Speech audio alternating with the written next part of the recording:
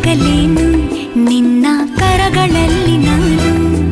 ಯುಗದಾಚೆಗೂ ಜಗದಾಚೆಗೂ ಜೊತೆಗೆ ಸಾಗುವೆ ಕಡಲೆಲ್ಲವ ಅಲಿಸುತ್ತುವ ತರವೇ ನಿನ್ನ ಸೇರುವೆ ನನ್ನೋಲವೇ ಸಂಜು ಮತ್ತು ಗೀತ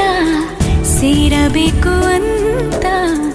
ಬರಿದಾಗಿದೆ